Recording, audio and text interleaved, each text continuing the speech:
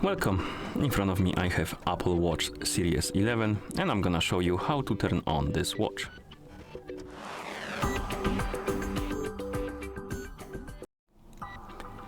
To turn on this watch we need to press and hold the side button right here and keep holding it until you see the Apple logo on the screen. So keep holding the button.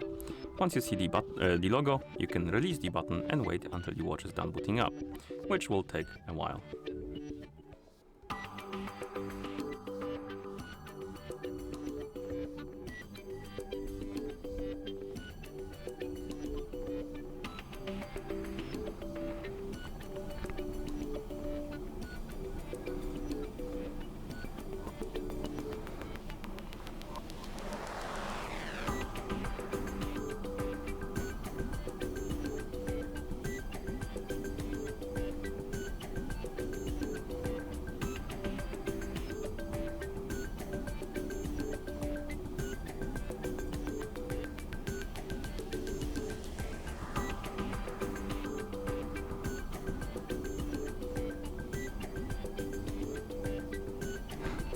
As you can see, we're in a system now, and that's how you turn on this watch.